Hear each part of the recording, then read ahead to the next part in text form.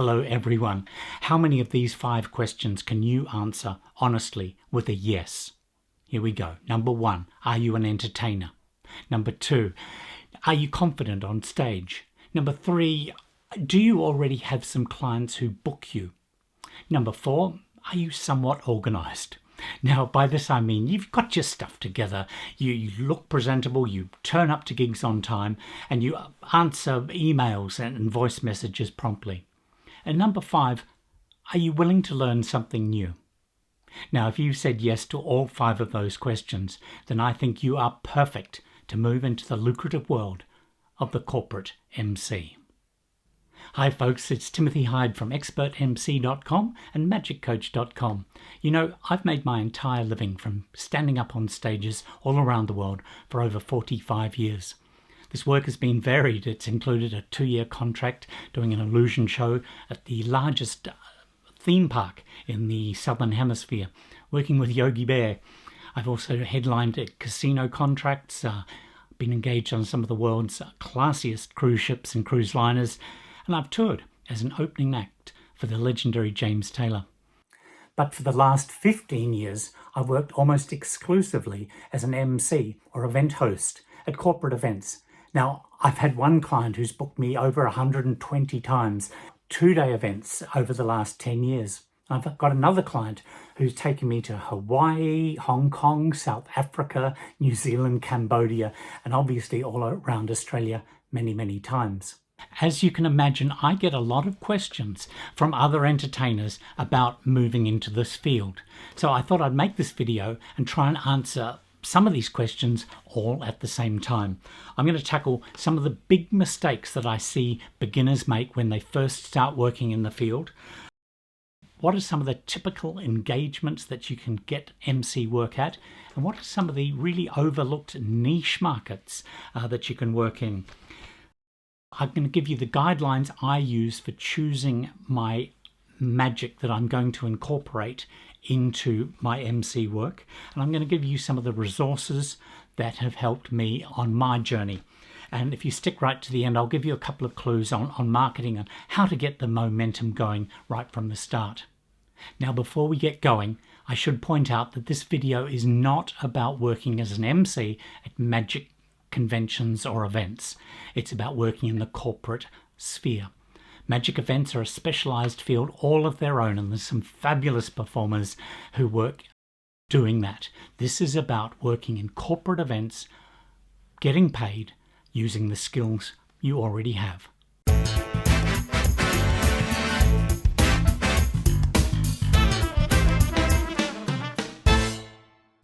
So what are the 2 biggest mistakes that I see beginner MCs make, especially entertainers moving into that corporate field? Well, the first one is you've got to realize it's not about you. The spotlight has shifted to the event. You've got to understand what the client expects or is hoping to achieve at the event and work hard towards that. It's not about you. Remember that. Second one is I see MCs try too hard. And by this I mean they put together convoluted introductions or elaborate routines that tie in things where in a lot of cases less is more, especially when you're a beginner finding your feet.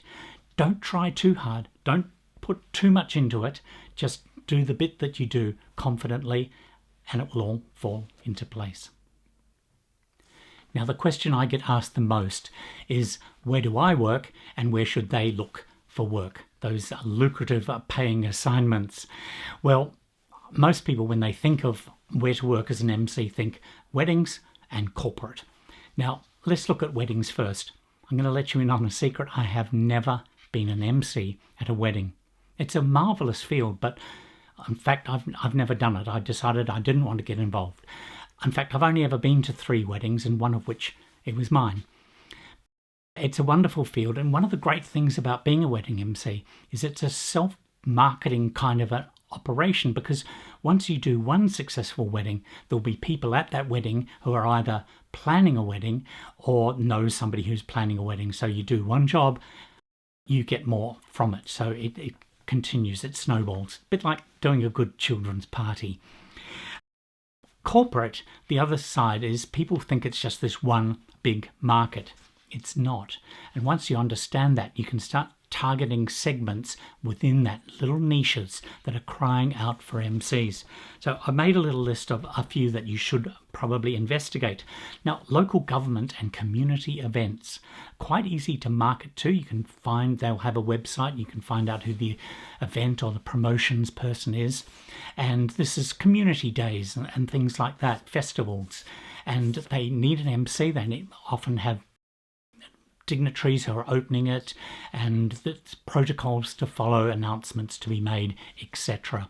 Great niche to be in. Associations is another one, not quite as highly paid as corporate, and the local government one likewise not quite as highly paid as some corporate. But once again, associations are really defined market. There are directories of all the associations here in Australia. In the US and the UK, you can get online. You have to pay a bit of money, but you can go online and search up these associations. You can do it for free, it just takes you a little bit longer. So once again, not really corporate, but the good thing is they often have state meetings, they have national meetings, and they have even international meetings or conventions where they all get together. So if you can crack it at the state level, you can then often be asked up to do the national conference, and I've done that several times. Now, what am I talking about with those associations? We've got librarians, dentists, school principals, gardening and nursery association, etc. So anything with a common sort of bond, they will form an association, set some standards, etc. And they like getting together. So that's a great little one to target. Some corporate groups also get together more often than others. And once you realize this, you don't need to bother kind of marketing to some of the other people. If you target these particular industries, you'll find that they do have a lot more meetings than other people.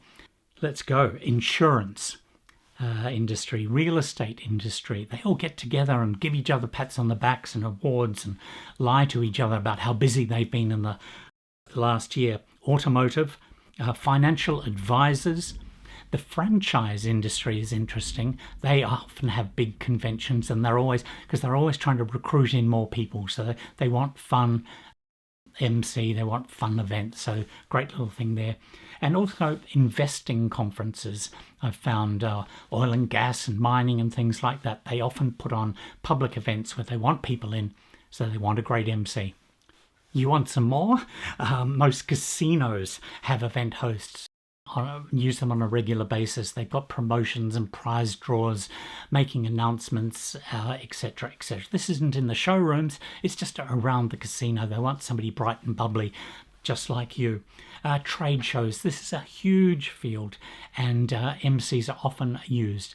Now, this is in two parts here, either working on the stand, being a spokesperson for a particular company. It's hard, demanding work, but very lucrative, and that thing, most of these companies that do trade shows will do more than one. They'll travel around and they'll take their MC or demonstrator with them at those events. But also the trade show itself will often require an MC. They often have seminars and talks, and experts or VIPs come in to give a talk, and they need somebody who can run that particular operation. So a really lucrative field.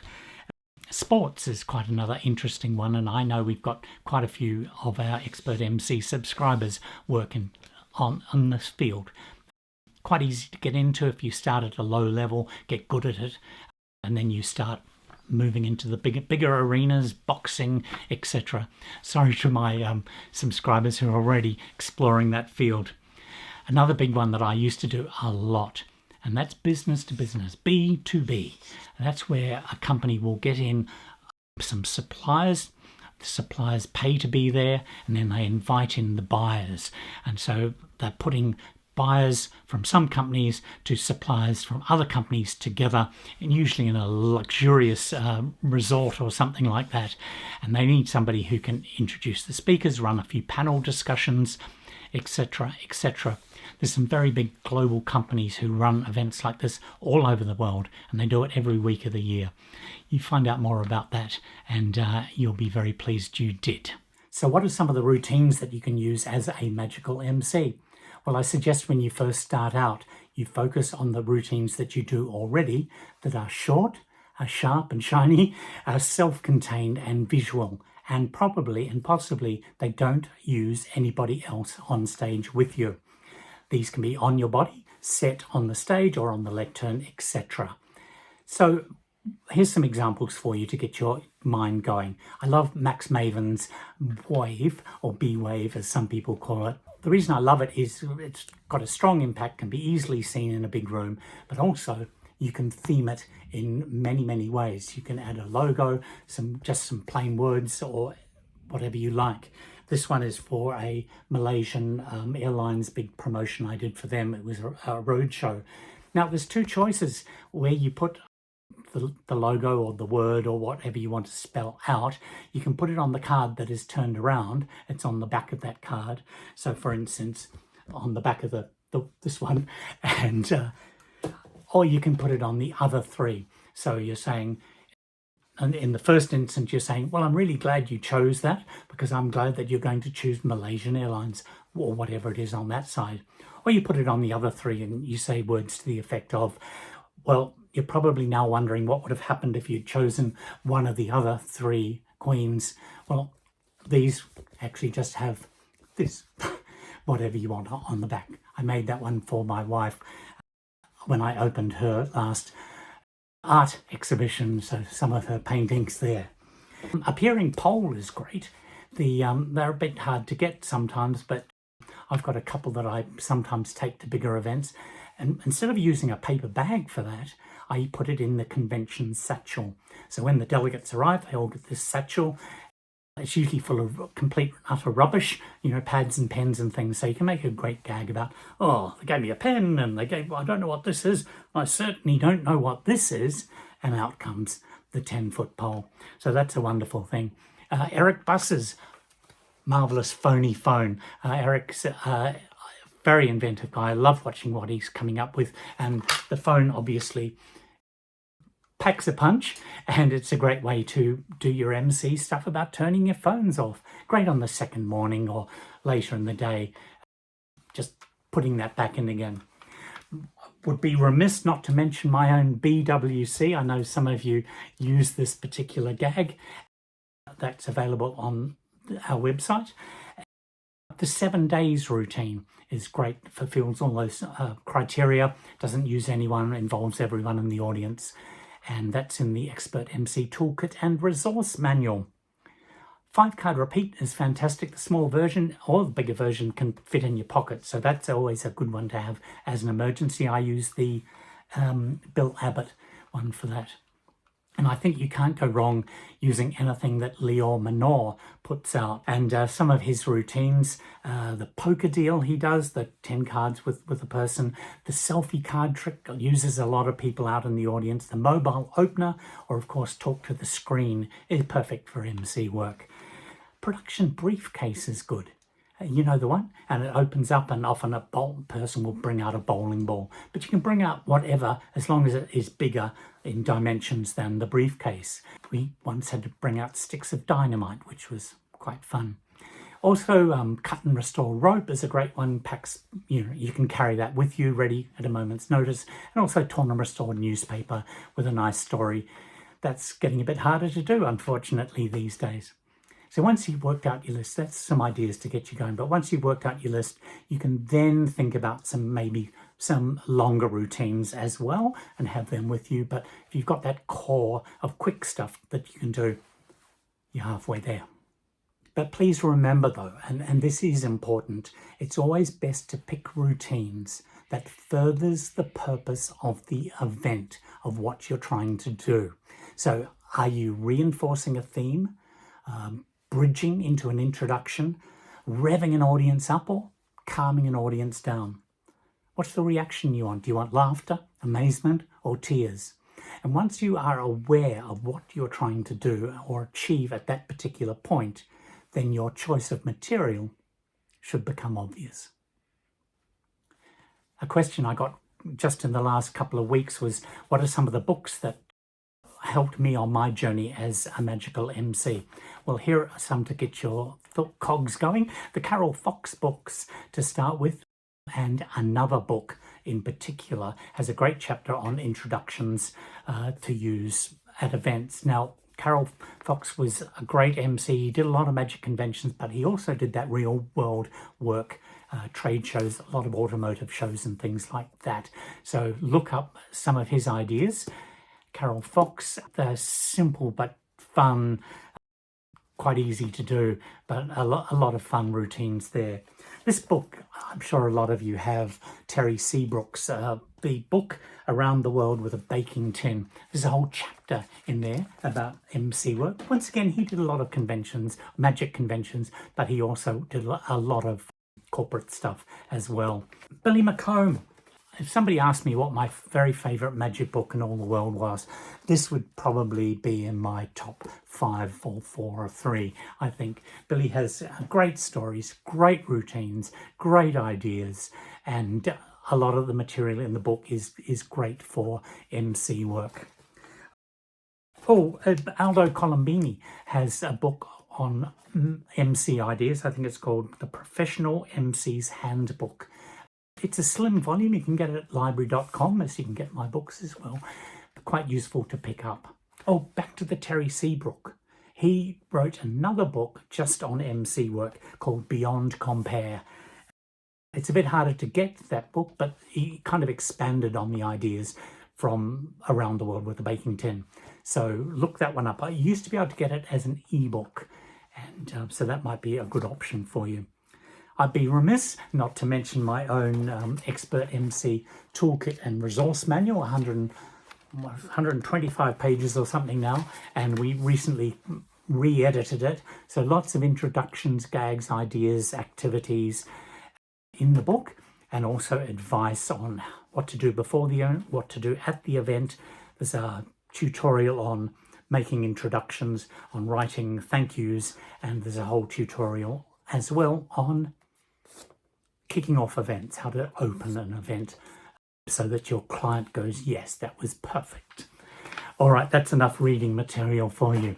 Hey, before I go on to the last 3 little marketing ideas, ways to get the ball rolling, if you had any value out of this video, would you please click the like button? It really encourages us to make more of these, and make sure you subscribe to the channel. We tend to put out one of these every couple of weeks. So here we go. If you're booked, ask them, if you're booked to do a show, I should say, ask them who's going to be the MC at the event. They might say, oh, we'll get Fred from the storeroom, he's pretty funny. Well, there's your opportunity to do both of the roles, be the MC and to do a show. Now, you don't charge double, but you charge like 1.5 fee. You make a bundle offer to do the whole thing, and that's a great way to get going. If I do they say, oh yes, do the show and the MC, I'll try and break the show up into segments and do 3 shorter ones rather than a whole entertainment spot of 45 minutes or so. So that's one way to get going. Second way is to look at your past client list, the people that you worked for last year or 2 years ago. Now, they probably won't want to get you back straight away to do another magic show, but they might want you to come back and do your MC work and a little bit of magic, maybe the magic you didn't quite have time for in the show the year before. And this is a great opportunity because those people know you already. You've got a bit of control and command over them, and that's a great way to start. So have a look, go back over your work diaries the last few years and target those people.